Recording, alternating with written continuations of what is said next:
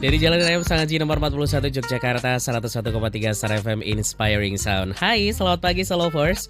Kali ini di Bicara Jogja ya, bareng sama Badan Kependudukan dan Keluarga Berencana BKKBN Yogyakarta. Yang sudah siap nih untuk kita ngobrol bareng nih selama 1 jam sampai nanti jam 10 pagi Solovers ya, mengenai stunting ya. Karena stunting ini kan menjadi salah satu isu yang menjadi perhatian utama pemerintah Indonesia sekarang. Dan ini dikarenakan stunting bisa mempengaruhi kualitas SDM ya pada masa bonus demografi yang akan datang nih Solovers. Dan berbagai upaya juga sudah dilakukan dalam upaya penanganan stunting. Jadi apa yang masyarakat harus perhatikan ya terkait 1000 hari pertama kehidupan dan bagaimana peran BKKBN dalam percepatan penurunan stunting di wilayah ini ya Solovers. Nah, kita akan berbincang dalam program Bicara Jogja kali ini. Dan bagus juga sudah kehadiran tamu spesial ya dari BKKBN. Ada Dr. Mustika Ningtyas SPSI MPH. Beliau adalah Ketua Tim Kerja Ketahanan Keluarga dan Pencegahan Stunting. Selamat pagi Dr. Ika. Selamat pagi Mas Bagus. Apa kabar dokter? Insya Allah sehat. Sehat ya. Alhamdulillah sehat. Bahagia ini lihat Mas Bagus. Auranya terpancar. Harus bahagia ya. Ini saya manggilnya boleh Bu, Mbak atau apa nih? Mbak saja boleh. Okay. Kakak mungkin ya. Iya, kakak juga boleh. Kita masih peer group. Oh, benar. Oke. Jadi ya Solovers, di kesempatan kali ini Mbak Ika ini nanti bakal ngebahas tentang program percepatan penurunan stunting di daerah istimewa Yogyakarta. Jadi buat Solovers yang pengen gabung ya, boleh nanti nanya-nanya sama Mbak Ika, boleh ya Mbak ya? Boleh, nanti silakan. Dengan senang hati. Oke, siap. Di 0818621013 ya Solovers. Dan kalau kita juga beberapa kali mendengar kata stunting ya. Stunting itu apa sih? Nah, pengertian dari stunting itu sendiri apa nih Mbak Ika? Nah, stunting ini kan sebenarnya sudah cukup lama ya menjadi isu, tetapi di Indonesia menjadi booming gitu ya, Mas Bagus. Itu kalau Mas Bagus sendiri merasa udah lama belum nih booming stunting, tentang isu stunting di Indonesia? Beberapa tahun yang lalu sih, ya, tahun inilah. Iya, beberapa tahun ini ya. Dan masyarakat ini seringkali menganggap yang pendek itu stunting gitu ya. Iya kan? Nah, padahal nggak seperti itu. Jadi orang yang pendek itu belum tentu stunting, tetapi stunting itu jelas pendek. Itu ya. Jadi kalau seperti saya nih, saya dulu juga waktu kecil nih ya, waktu kecil waktu SD itu di kelas paling pendek itu. Mungil gitu ya. Paling pendek. Tetapi tidak serta-merta anak yang pendek ini dikatakan stunting. Nah, stunting itu sebenarnya kan gangguan tumbuh kembang, begitu ya. Gangguan tumbuh kembang yang dialami anak karena kekurangan gizi kronis dan infeksi berulang. Dan ini ditandai dengan panjang atau tinggi badan anak itu berada di bawah standar gitu ya. Kalau WHO bilang itu ada 2 standar deviasi, min 2 standar deviasi. Nah, itu kemudian baru bisa dikatakan stunting. Jadi sekali lagi poin kuncinya adalah tidak semua yang pendek itu adalah stunting. Gitu. Tetapi anak yang stunting pasti pendek. Gitu. Iya. Itu sih yang menjadi kunci pengertiannya ya, Pak, ya? Gitu. Karena ada itu tadi kekurangan akibat kekurangan gizi kronis gitu ya. Dan infeksi berulang. Dan ini juga nanti akan ada efeknya begitu. Ada kan anak yang pendek tetapi secara kognitif dia tidak ada masalah gitu. Ya. Jadi kuncinya adalah itu ya. Itu yang perlu kita pahami bersama bahwa betul.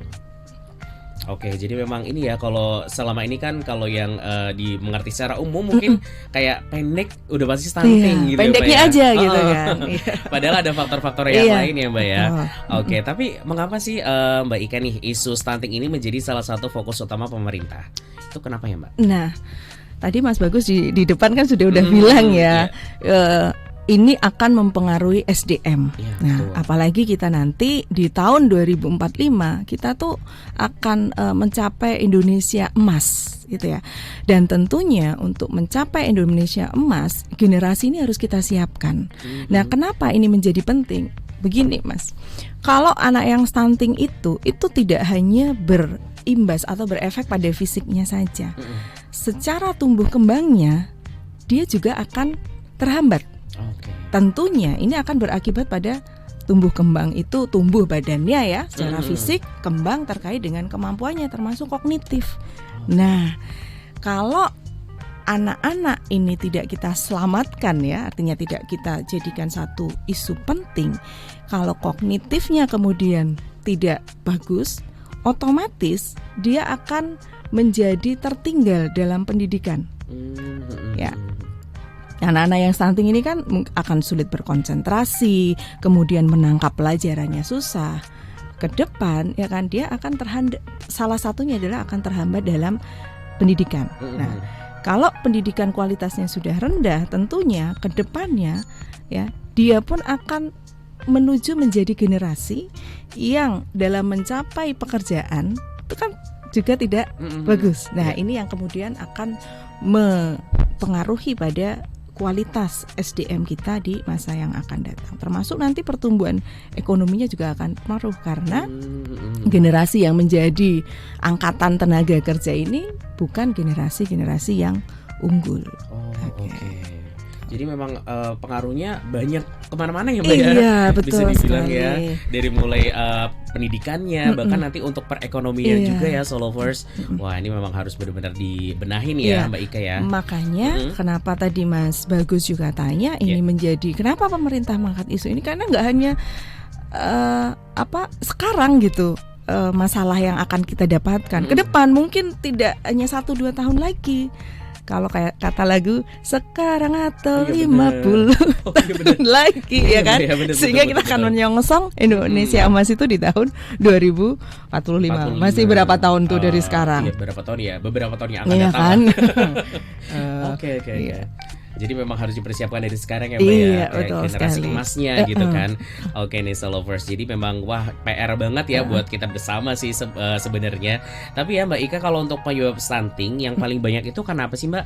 Apakah karena salah diasuhnya atau seperti apa nih Mbak? Iya. Nah, ini juga perlu kita sama-sama mungkin meluruskan gitu ya, bahwa yang berperan untuk terjadinya stunting itu bukan hanya single faktor, gitu ya, tetapi multiple faktor. Nah, stunting itu sebenarnya bukan kemudian terjadi tiba-tiba ya, Mas ya. Kemudian maksudnya tiba-tiba lahir anaknya stunting, tidak begitu. Itu dilatar belakangi dengan experience atau pengalaman masa lalu di kehidupan yang sebelumnya dialami. Maka tadi saya juga meng-highlight Mas Bagus menyebut 1000 hari pertama kehidupan itu. Nah, itu adalah salah satu penyebab yang cukup menjadi fokus gitu. Mulai dari ketemunya sel telur dan sel sperma. Gitu. Bahkan kalau kita tarik mundur lagi ya, itu adalah kondisi kesehatan dari remaja. Sehingga kalau sudah pernah dengar tablet tambah darah, pernah minum nggak? Kayaknya belum pernah deh.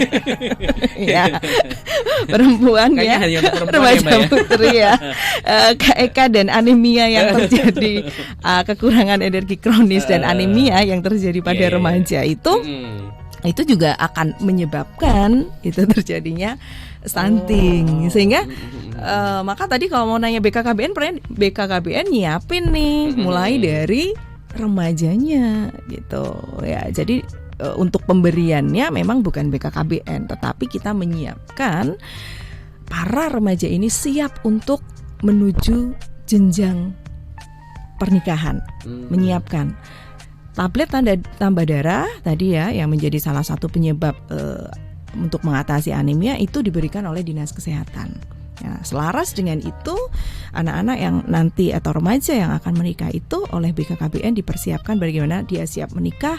Salah satunya adalah menyiapkan bagaimana pendewasaan usia perkawinan minimal 21 tahun untuk perempuan dan 25 tahun untuk laki-laki. Itu sebagai salah satu untuk mencegah tuh, karena di usia itu perempuan udah siap untuk bereproduksi. Ya, gitu.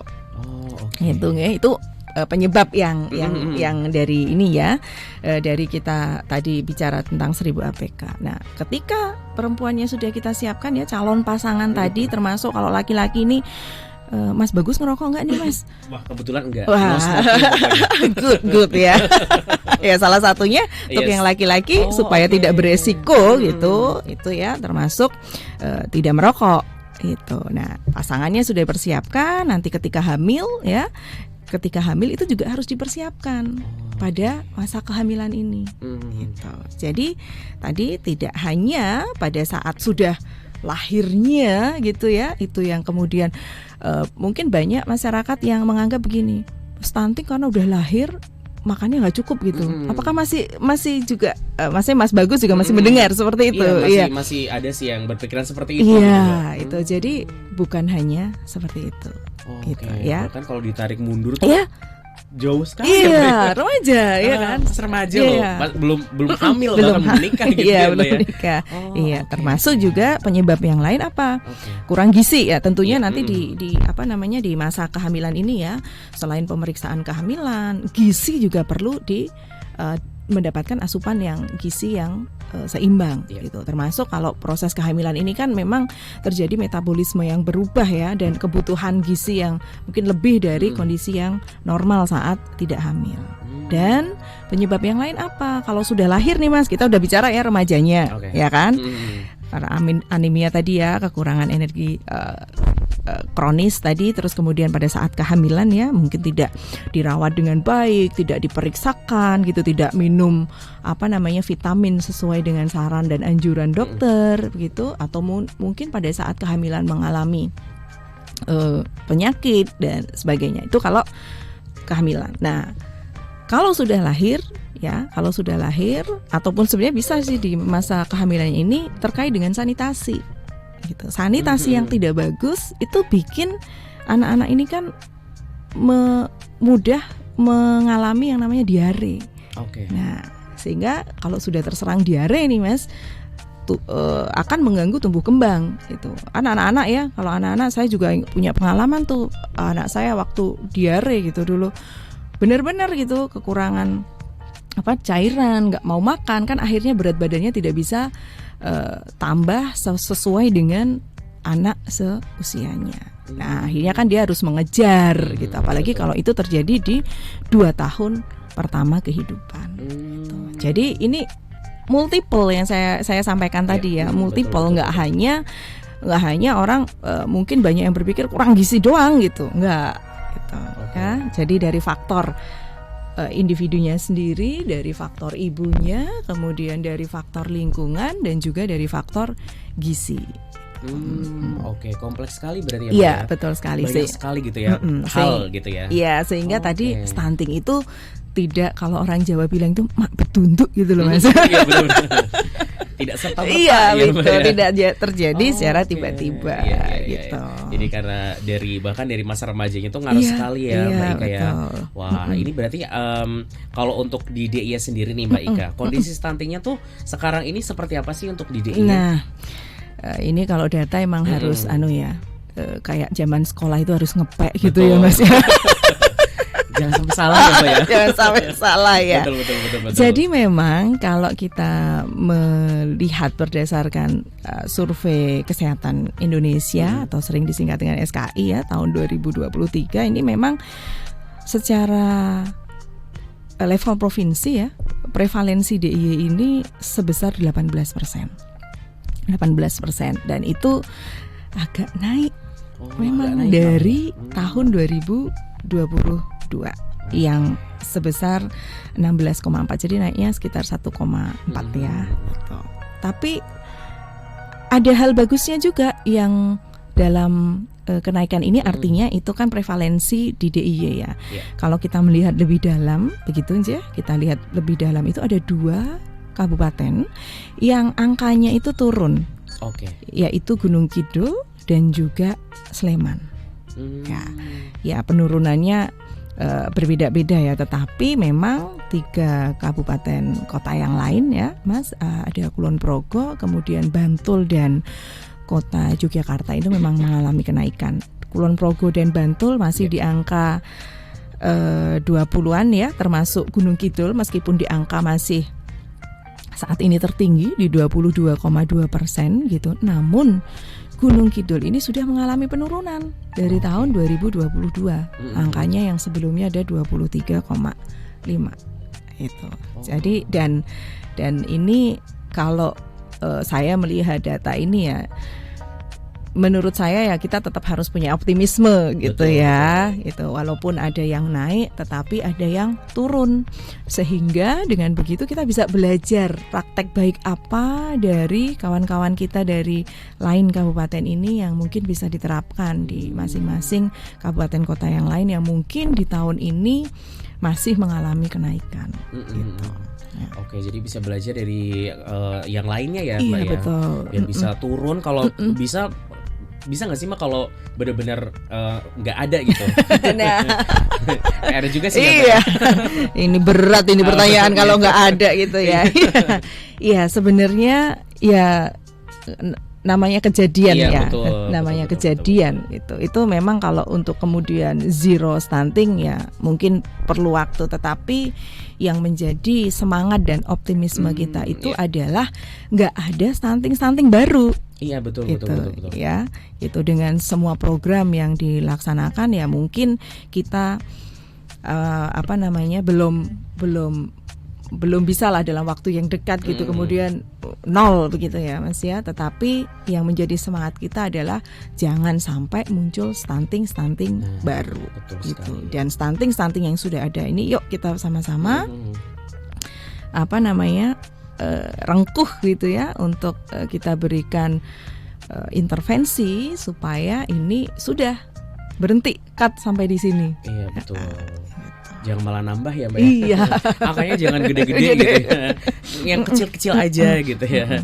Jangan sampai nambah jadi makin besar malah aduh nanti khawatir juga ya Solovers. Dan ini masih ada banyak sekali ya yang bakal kita obrolkan ya Solovers. Dan buat yang mau gabung boleh ya di 0818621013 atau ke Instagram di Star Jogja FM. Nanti bisa komentar aja. Dan ini sudah ada beberapa pertanyaan nih Mbak Ika yang sudah masuk, tapi nanti bakal bagus sampaikan ya setelah jeda dulu sebentar. Jadi buat Solovers yang mau ngetik-ngetik pertanyaannya atau yang mau ambil cemilan dulu ya sebelum nanti lanjut dengerin Bicara Jogja kali ini, boleh Solovers ya, silakan. Kita jeda dulu sebentar. Nanti akan segera kembali, jadi tetap di sini di Bicara Jogja bersama dengan BKKBN Yogyakarta.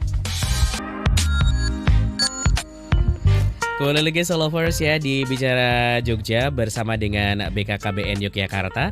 Masih bersama dengan Dr. Mustika Ningtyas SPSI MPH. Beliau adalah Ketua Tim Kerja Ketahanan Keluarga dan Pencegahan Stunting ya. Kita sudah ngobrol banyak hal ya. Dan ini yang sudah bergabung, terima kasih banyak yang sudah bertanya ya. Dan Mbak Ika juga sudah siap ya untuk menjawab beberapa pertanyaan ya Mbak Ika. Oke, siap Mas dari Bagus. Star Lovers nih yang sudah bergabung. Ini yang pertama, ada pertanyaan dari Mas Revi nih. Jadi Mas Revi menanyakan, stunting itu bisa terdeteksi pada umur berapa ya? Dan ada nggak sih pendamping keluarga dari BKKBN gitu? Dan tugasnya seperti apa? Oke. Ya, Star Lovers yang sudah ngikutin Bincang Jogja ya, betul. hari ini luar biasa. Saya menangkap dari pertanyaan ini pasti yang tanya anak muda ini. Dan ini jadi satu hal yang positif sekali bahwa Bincang Jogja ini bisa merambah gitu ya pada usia-usia muda yang memang sedang merencanakan atau menjadi ibu muda gitu. Nah, kapan sih stunting ini mulai terdeteksi begitu ya? Kalau ini sebenarnya ranah medis ya, tetapi sedikit saya punya pengetahuan terkait ini, mungkin mudah-mudahan bisa menjawab bahwa kalau selama dalam kandungan ini kan sebenarnya sudah menjadi warning ya, saat kemudian misalkan anak usia sekian bulan dan berat badannya atau panjangnya tidak sesuai. Nah, ini kan biasanya kan dokter udah warning, kita harus kemudian diberikan vitamin dan sebagainya, dan mungkin harus intake gizinya lebih lagi gitu. Nah, tetapi memang bisa diketahui itu setelah lahir gitu kondisinya gitu ya. Tetapi dari awal ini kita udah punya warning gitu bahwa ini tumbuh ada something nih dengan pertumbuhannya. Sehingga balik lagi, maka kenapa kemudian BKKBN ini gencar, tadi Mas Bagus juga sampaikan 1000 hari pertama kehidupan. Karena 1000 hari pertama itu sebagiannya 9 bulannya itu ada di dalam kandungan. Dan itu kita kadang nggak ngerti kan kondisinya, nggak bisa dilihat ya, sehingga ketika dalam kandungan itu perlu sekali ada pemeriksaan kesehatan kepada entah bidan di puskesmas ataupun dengan dokter gitu ya. Oke. Jadi memang harus bisa dikonsultasikan ke dokter ya, Mbak Iya Ika, betul. biar tahu seperti apa kondisinya gitu kan. Karena kan kita nggak tahu nih di dalam kandungan seperti apa. Dan itu sudah mulai dihitung ya Mbak berarti ya, 1000 harinya gitu ya.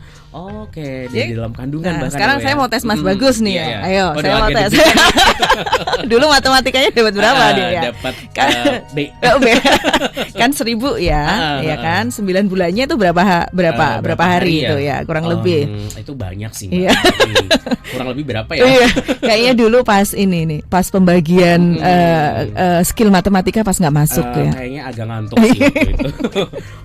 Iya, kan kita sudah 270 hari ya. Iya. Kemudian sisanya itu ya kurang lebih 2 tahun. Gitu, 24 bulan kan 365 ya kita satu tahun ya kali 2 kan. Oke. Jadi memang perlu banget nih, bahkan dalam masa kandungan tuh penting sekali ya Mbak ya, untuk penting diperhatikan sekali gitu kan. Oke. Pada rumus yang pertama tadi Mas, betul. Stunting itu tidak terjadi secara tiba-tiba. Yes, betul sekali. Dan ini juga Mas Revi nambah pertanyaan nih Mbak Ika. Berarti pas USG itu bisa ketahuan potensi stunting atau bagaimana? Iya, kan tadi ya disampaikan, saya sampaikan salah satu penyebabnya kan dari ibunya nih. Ibunya kekurangan gizi gitu ya. Mungkin ada infeksi, ada penyakit. Nah, ini kemudian membuat janinnya tidak berkembang secara optimal.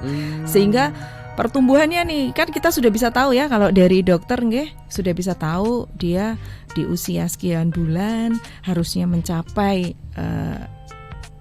berat badan sekian, tetapi belum mencapai gitu. Kan ada itu sudah menjadi warning kan, karena kondisi resiko terjadinya stunting ini sudah masuk gitu loh. Nah, ya kalau sudah kondisi seperti itu ya memang kita harus lebih aware lagi supaya tidak terjadi stunting. Karena apa? Intervensi untuk stunting ini sangat efektif di 2 tahun pertama itu, di 1000 hari pertama kehidupan itu. Begitu. Kayak momen emasnya ya. Iya, betul. Golden periodnya itu ada di situ. Dan itu sangat penting ya Mbak ya. Oke. Ini juga ada satu pertanyaan lagi Mbak Ika dari Mas Chandra. Jadi Bu Ika, untuk anak yang terkena stunting apakah bisa dipulihkan? Bagaimana tuh? Nah, itu tadi ya, kembali dari jawaban saya sebelumnya ini. 2 tahun pertama. Ya, ini 2 tahun pertama ini menjadi golden moment-nya untuk mengatasi stunting ini. Jadi kalau sudah melewati 2 tahun itu memang cukup sulit. Itu. Sehingga kita optimalkan di 2 tahun pertama ini. Mungkin saya sedikit bahas juga ya, Mas Bagus ya. Di 2 tahun pertama ini apa sih yang perlu kita lakukan? Gitu. Yang pertama adalah ketika ibu hamil. Ya, tentunya ketika ibu hamil ini, ibu hamil harus mendapatkan asupan gizi yang cukup. Penting itu, ya. Itu. Jadi mungkin banyak mitos-mitos nggak boleh makan apa, nggak boleh makan apa betul. Gitu ya. Itu mungkin benar. Kita juga perlu lebih pahamkan ke masyarakat ya. Dan ini nanti peran-peran orang kesehatan memang sangat penting di sini. Gitu. Kemudian ketika di kehamilan itu jangan lupa periksakan ke petugas kesehatan, baik bidan ya, kita ke puskesmas ataupun ke rumah sakit ataupun melalui dokter, mungkin dokter spesialis kebidanan, SPOG ya, SPOG gitu. Monggo silakan mana yang terjangkau ya gitu. Nah, itu ketika di dalam kandungan itu. Kemudian di 0 sampai 6 bulan. Nah, ini beda lagi treatmentnya. Apa yang perlu kita lakukan di 0 sampai 6 bulan? Anaknya kan udah lahir nih Mas. Udah. Ya kan, udah lahir. Ya untuk anaknya tentunya perlu diperiksakan ya, karena mendapatkan imunisasi dan sebagainya untuk kesehatannya. Ibunya juga tetap asupan gizinya tuh harus bagus. Karena apa? Ibu ini kan menyusui. Saya otomatis ya. Menyusui kan. Nah, ibu ini kan menyusui. Jadi kalau ibu menyusui ya asupan gizinya juga harus bagus. Dan penuhi nih 6 bulan ini ya, ASI eksklusif. Selain gizinya yang paling bagus, tidak tergantikan dengan makanan pengganti apapun ya. Itu hanya ASI, dan hanya ASI loh 6 bulan itu ya, hanya ASI. Nah, ini juga akan membangun bonding, kelekatan anak dengan orang tua. Jadi tidak hanya secara fisiknya saja anak yang sehat, tetapi secara psikisnya anak juga mendapatkan kasih sayang ya, lebih lekat dengan orang tua, ibunya terutama ya. Karena kan yang nyusuin ibunya. Mas Bagus nanti udah jadi ayah belum? Oh, belum sih. Kalau bapaknya mungkin nimang-nimang aja. Iya. Walaupun nih saya agak melipir sedikit ya. Dikasihin gitu. Agak melipir sedikit. Padahal sebenarnya di 0 sampai 6 bulan itu juga nggak hanya ibu kan betul, yang memberikan ASI-nya, tetapi ayah ini harus memberikan dukungan, kasih sayang ya, mensupport supaya apa istrinya atau ibu ini bisa optimal dalam memberikan ASI eksklusif ini. Kerjasama berdua berarti ya, paling enggak gitu kan. Ya, minimal nih Mas, kalau malam-malam ya anaknya minta minta ASI gitu ya, itu ya kalau dibangunin nemenin lah ya. Itu ikut begadang. Iya. Supaya ada temennya ya. Ya misalkan si ibu lagi menyusui anak tengah malam, malah ayahnya tidur gitu. Iya, ibunya lagi nyusuin, ayahnya malah mainan HP misalnya. Ya. Itu malah jadinya nanti kesel gitu kan. Wah, betul. Dan perlu diperhatikan bahwa kondisi psikologis ibu itu mulai dari kehamilan. Ya, sebenarnya kondisi psikologis menjadi ibu selama pengasuhan ini perlu dipertahankan dalam kondisi yang bagus, karena itu akan mempengaruhi bagaimana ibu ini bersikap dalam pengasuhan. Nah, kita baru sampai 0 sampai 6 bulan ya. Belum lagi 6 sampai berapa gitu ya? 6 sampai 24 bulan. Nah, itu mau musik dulu nggak nih? Itu adalah tugas yang sangat panjang ya. Iya. Jadi tidak segampang itu nih. Jadi buat yang mau punya anak nih ya, memang perencanaannya banyak sekali ya pastinya. Kayak nanti gizinya ya untuk anak gitu kan, dan banyak hal nih. Tapi ya Mbak Ika, kalau dari BKKBN sendiri nih, peran dan programnya dari BKKBN dalam upaya percepatan penurunan stunting itu seperti apa? Saya akan jawab ini. Tapi saya terusin dulu. Tadi baru sampai 0 sampai 6 bulan, ya kan?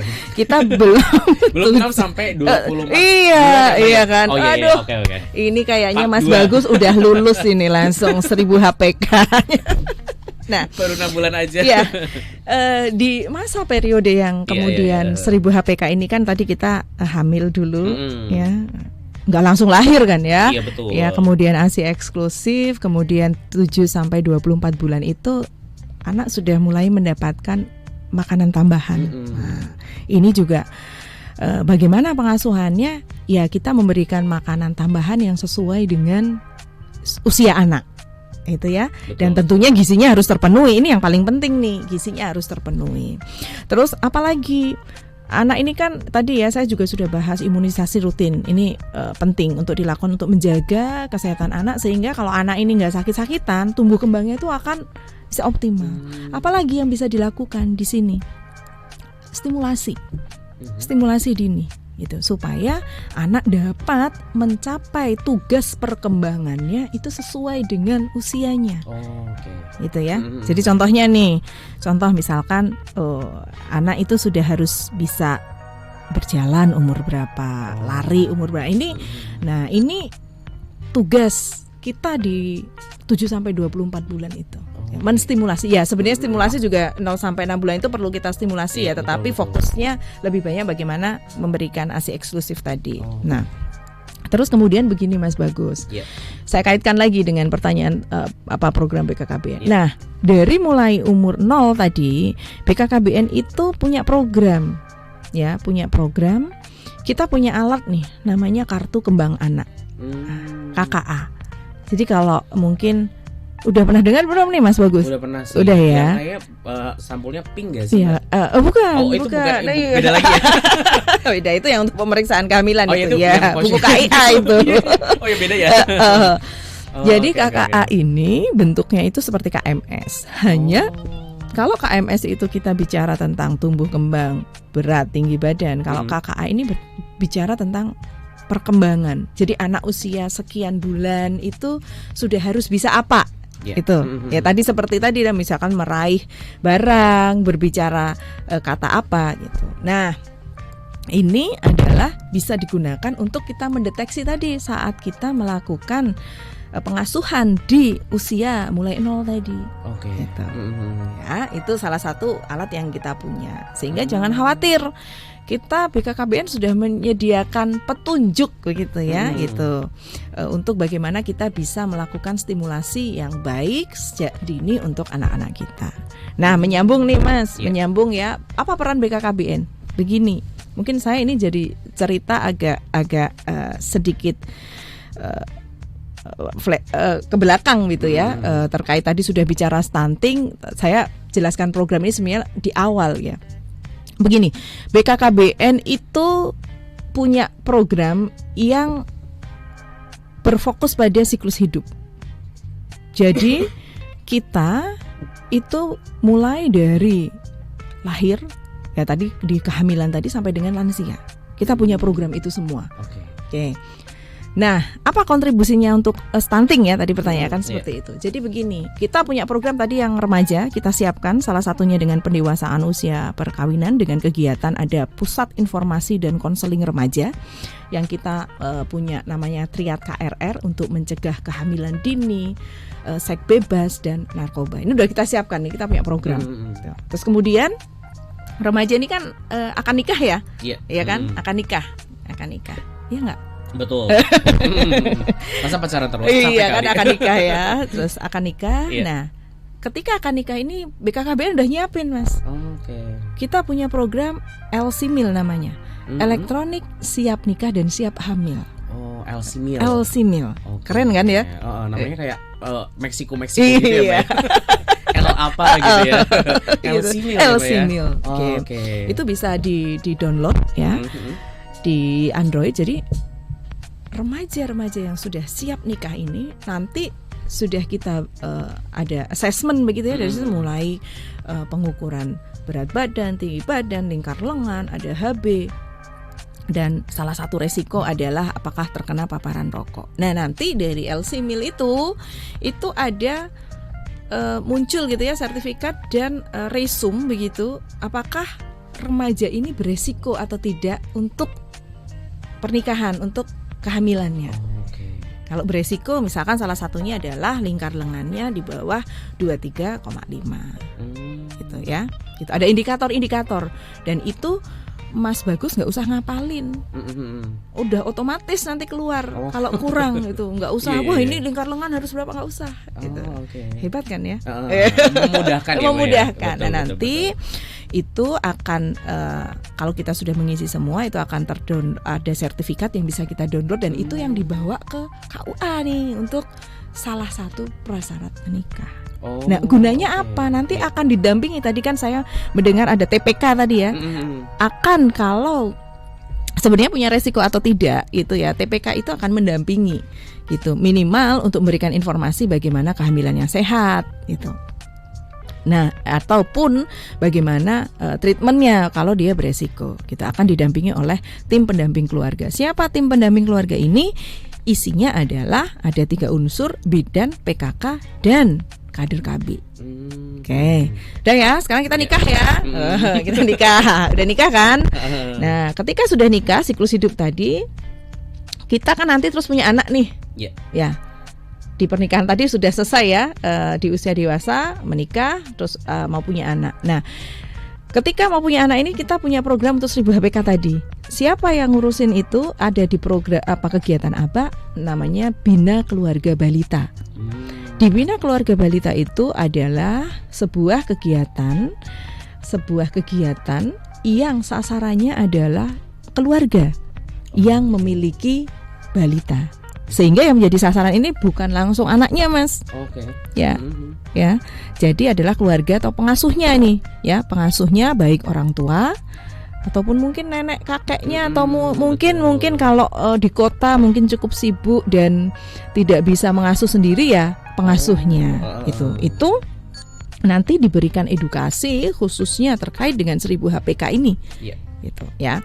Kemudian nanti kalau sudah lahir agak remaja ya, tadi remaja ada Big R tadi. Selain itu keluarga yang punya remaja ini kita punya program juga namanya Bina Keluarga Remaja. Untuk siapa? Sasarannya adalah untuk orang tua yang untuk keluarga yang memiliki remaja. Gitu. Ya, sebagai salah satunya adalah kita punya materi yang bisa disampaikan orang tua. Meskipun ini kemudian tidak hanya spesifik pada fisik ataupun mental remaja, termasuk cara komunikasi, kita punya modul itu namanya 1001 cara bicara. Jadi bagaimana nanti orang tua bisa berkomunikasi yang baik dengan anak, baik dalam arti sesuai dengan kebutuhan gitu. Betul. Sesuai dengan kebutuhan anak. Itu BKR ya. Nah itu yang memang secara langsung program ini berdampak atau menjadi program untuk pencegahan stunting. Nah kita punya satu lagi nih, nanggung kan ya kalau masih remaja udah selesai ya. Iya, punya satu lagi yang namanya Bina Keluarga Lansia. Nah, Bina Keluarga Lansia ini untuk siapa? Untuk keluarga yang memiliki lansia dan lansianya itu sendiri. Ada nanti materinya namanya 7 dimensi lansia tangguh. Gitu. Nah, terus tadi di tengah-tengah nih supaya nggak kelewat nih. Pada saat remaja menuju lansia ini kan ada orang dewasa orang dewasa. BKKBN juga memikirkan itu, bagaimana kesehatan reproduksinya dengan pengaturan jarak kelahiran. Betul. Ya? Perencanaan kehamilan dengan menggunakan apa coba Mas? Perencanaan KB nggak sih? Iya betul ya. Sekali. Dengan menggunakan. Saya benar jawabnya. Dapat door prize dong. Iya betul. Iya. Kayaknya sudah 2 kali benar, nanti kalau 3 kali saya kasih piring. Dengan kontrasepsi ya. Kontrasepsi. Begitu. Nah itu program-program itu yang ada yang langsung gitu ya berdampak terhadap pencegahan stunting. Ada yang memang mungkin tidak langsung, gitu. Tetapi memang BKKBN ini punya program yang siklus hidup gitu. Jadi mulai dari lahir sampai dengan bahkan sebelum lahir ya, betul, sampai dengan lansia. Berarti panjang banget ya Mbak ya. Dari mulai masih dalam kandungan sampai lansia gitu, semuanya ada nih. Wah, panjang sekali ya. Dan semoga bisa untuk ini ya, untuk penurunan stunting di DIY terutama nih bisa benar-benar bisa nurun gitu ya. Jangan nambah lagi. Tolong jangan nambah lagi. Tapi kita beralih ke pertanyaan nih Mbak Ika. Jadi ada yang sudah bergabung di Instagram. Terima kasih buat Mas Andika Bagaswara. Jadi ini menanyakan nih, target penurunan stunting itu sampai angka berapa ya Bu Ika? Apakah di DIY angka stuntingnya lebih rendah daripada wilayah yang lain atau seperti apa? Iya. Ya, targetnya memang nasional itu 14% di tahun 2024. Oke, kita sebentar lagi kalau saya tidak salah juga akan ada survei lagi yang terkait dengan ini. Itu ya. Dan di DIY sendiri angkanya tentunya kalau kita bicara ingin menilai diri sendiri itu harus dikomparasikan ya. Ya, harus dikomparasikan. Kalau secara dikomparasikan secara nasional ya memang agak sedikit lebih tinggi, itu hanya 0, sih. Ya. Tetapi memang kalau dibandingkan wilayah lain ya kita masih ada yang angkanya di atas 20 kan masih banyak. Kita kan tidak di angka itu. Gitu. Berarti yang lebih tinggi banyak ya? Ya masih, ya. Masih ada maksudnya. Iya masih ada di wilayah yang lainnya ya. Mbak Ika, tapi kita juga punya nih wilayah-wilayah yang lebih rendah juga ada begitu. Kalau untuk DIY sendiri kan tadi sudah saya sampaikan ya 18% ya rata-ratanya. Ada 3 wilayah yang masih di atas 20%. Gitu. Jadi memang semoga bisa terus menurun ya Mbak ya, angkanya ya. Jangan nambah lagi gitu kan. Jadi seperti itu ya buat Mas Andika untuk pertanyaannya. Dan ini ada satu lagi pertanyaan dari Mas Eka nih. Jadi nikah muda disebut jadi salah satu faktor munculnya stunting. Apakah benar seperti itu atau seperti apa? Iya, betul sekali. Betul. Sekali lagi ya, saya sangat appreciate nih hari ini. Satu yang tanya anak-anak muda. Betul. Yang kedua yang tanya ini laki-laki nih. Iya, peduli ya. Iya kan? Ya, ini justru calon bapak nih. Iya, calon bapak. Ini yang kemudian menjadi optimisme kita gitu, bahwa bicara stunting tuh nggak melulu bicara sama perempuan gitu loh, laki-laki nih. Nah sehingga nanti nih ke depan peran ayah ini perlu sekali kita kuatkan gitu. Yeah. Tadi ya kita udah kasih contoh terkait dengan yang sesimpel itu ngasih ASI ya. Laki-laki meskipun nggak ngasih ASI juga harus punya dukungan. Saya malah lupa pertanyaannya apa? Nikah muda. Oh, nikah muda. Oh, sudah benar ya. Penyebab stunting atau benar. seperti Karena apa? Tadi ya saya sudah sampaikan di awal apa namanya talk show kita tadi bahwa 21 tahun nih untuk perempuan dan 25 tahun untuk laki-laki. Sebenarnya itu bukan tanpa alasan. Kenapa? Karena di usia itu intinya bahwa perempuan itu sudah siap untuk bereproduksi. Siap apa? Siap secara fisik, siap melakukan kehamilan, ya, siap hamil begitu, dan secara psikis gitu. Karena ketika hamil itu tidak hanya dibutuhkan kesiapan fisiknya aja, tetapi psikisnya. Nah, ini sebagai contoh nih. Mungkin ada yang bilang begini, ya kan kalau masih muda asal hidupnya udah mapan gitu ya, masih udah hidupnya mapan, itu kan baru dari satu sisi ekonomi. Belum tentu loh ya sisi ekonominya itu kemudian mapan, tetapi sisi psikologisnya juga mapan gitu. Artinya siap nggak dia jadi ibu? Jangan sampai nanti ketika sudah jadi ibu tidak mampu melakukan pengasuhan yang baik, terutama di 1000 hari pertama kehidupan tadi. Nah, sehingga itu benar Kak? Ya benar sekali gitu. Apalagi kalau nikahnya masih di usia, misalkan nih masih di usia remaja. Di usia remaja secara fisik ya, secara fisik dia belum cukup umur untuk siap hamil. Secara psikis, tahap perkembangan remaja ini memang masih pada tahap belum siap untuk berkeluarga, gitu ya, belum siap untuk bekerja. Nah, sehingga nanti kesulitan-kesulitan yang timbul pada saat pernikahan ini yang akan kemudian memicu berbagai permasalahan.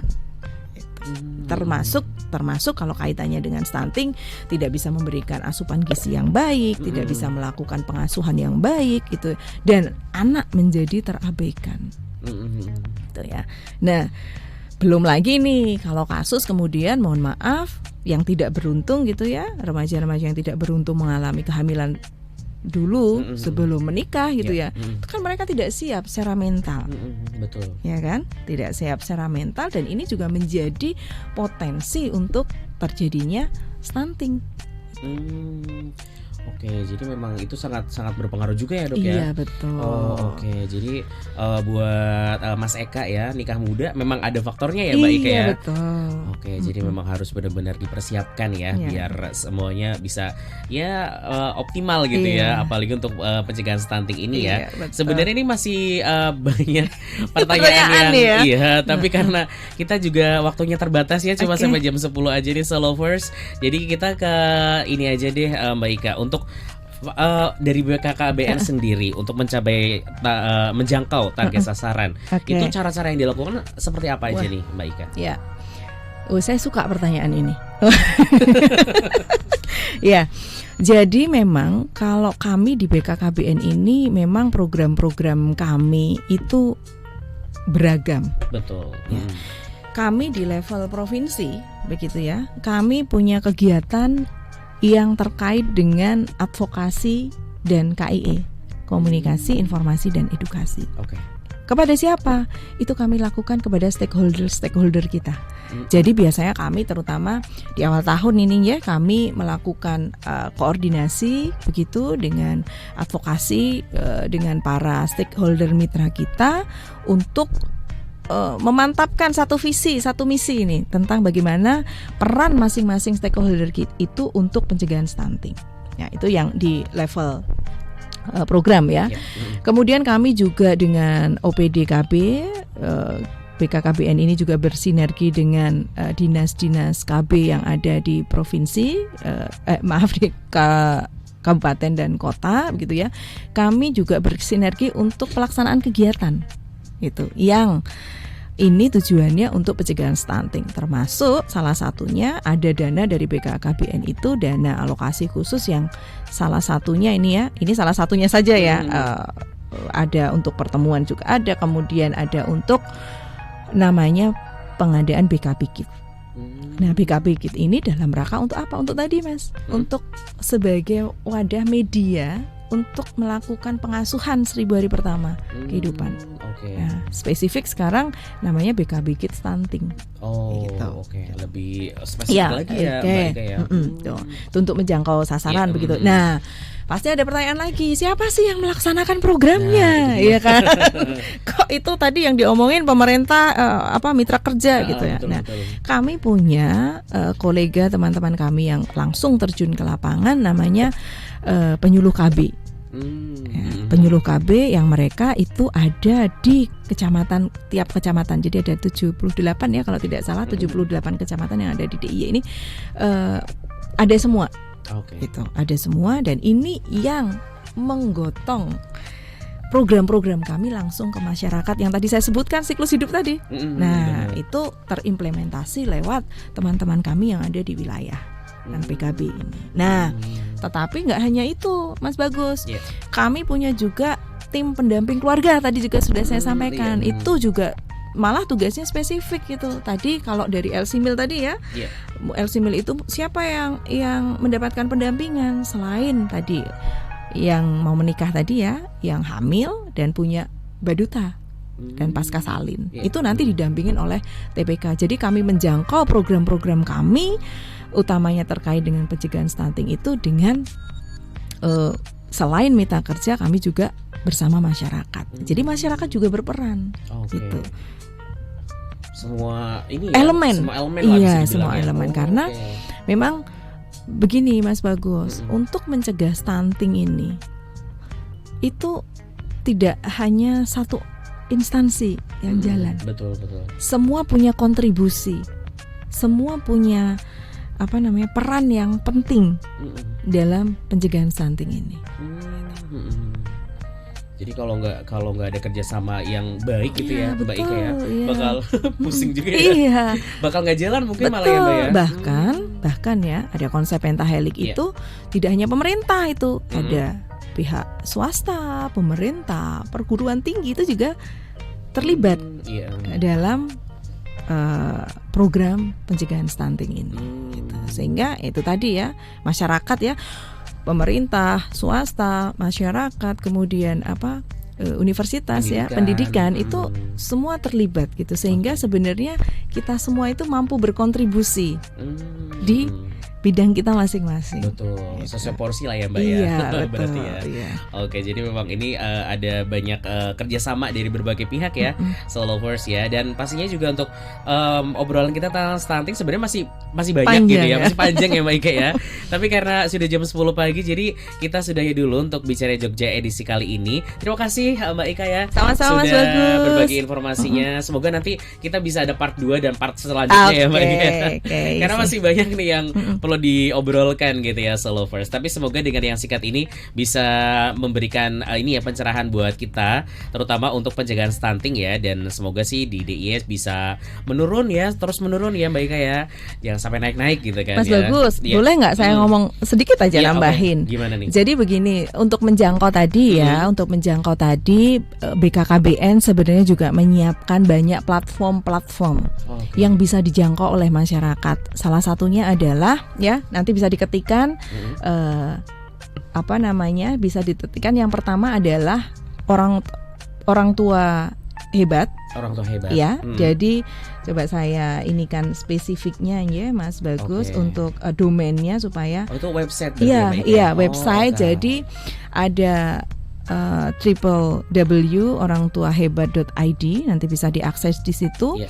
Di situ tuh BKKBN ini memang punyanya BKKBN pusat ya, yang bisa diakses siapa saja. Itu kita punya kelas orang tua hebat.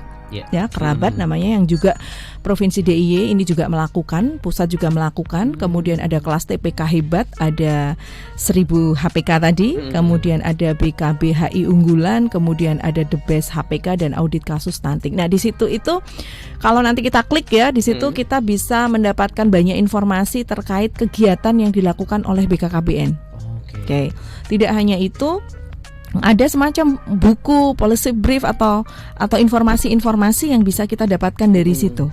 Itu termasuk juga ada nanti kami punya di situ juga kita bisa klik untuk belajar mandiri di websitenya belajarmandiri.id.